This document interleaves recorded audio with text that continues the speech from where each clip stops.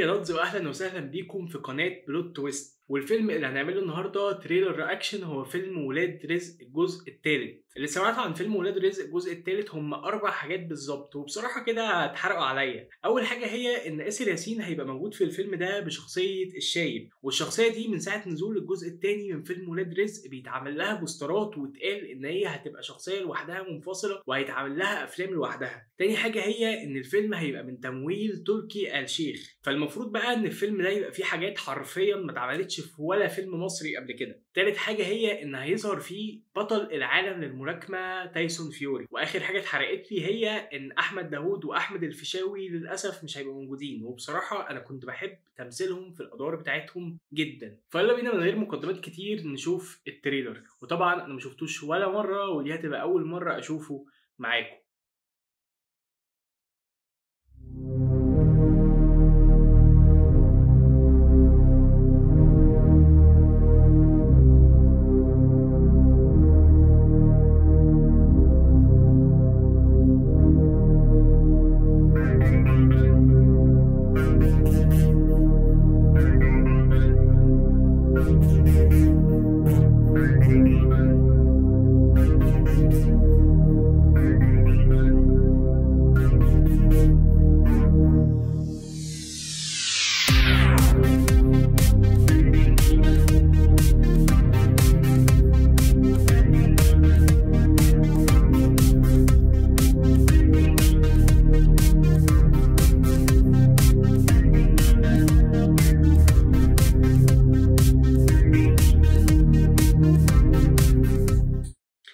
طيب التريلر لذيذ، مش وحش، بس في حاجة ما حبيتهاش بصراحة، وهي ان كل مرة يقولوا هنبطل ومش بيبطلوا، ودي اتعادت كتير قوي، اتحلبت حرفيا في الفيلم ده. بس منطلق عام انا متفائل، مش حاسس ان الفيلم هيبقى وحش زي ما ناس كتير قالت. لا، انا حاسه هيبقى كويس وهيبقى مصروف عليه. موضوع ان آسر ياسين في الفيلم ده هيتقله جدا وهيخليه حلو وتقيل، والناس حابين مش بس عشان احمد عز، لا عشان احمد عز وآسر ياسين وعمرو يوسف والشخصيه الجديده اللي دخلت معاهم، حاسسها لايقه على الدور.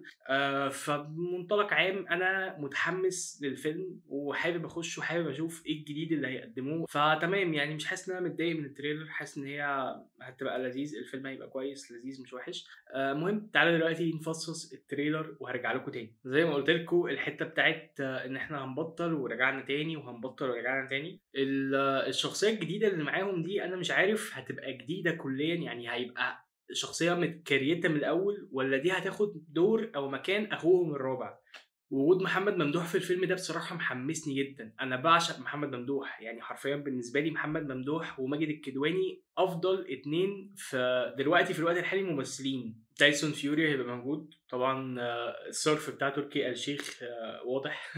الممثل الجديد اللي داخل في الفيلم بصراحة متحمس له فشخ، وحاسس إن هو هيبقى كويس وهيبقى متقن الشخصيه بطريقه كويسه، فمتحمس ليه وحاسس ان هو ممثل شاطر بصراحه. اسماء جلال برضو في الفيلم ده بشخصيه حبيبه ربيع، فهل برضو اتبدلت مع الشخصيه الثانيه ولا شخصيه كريتت من الاول؟ برضو ده اللي هنشوفه في الفيلم. فيلم لذيذ بصراحه ومتحمس له جدا.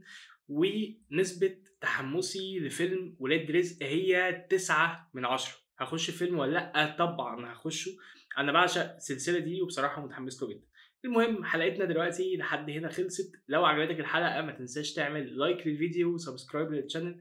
اشوفكم على خير في مناسبات كتير جدا جايه، وسلام.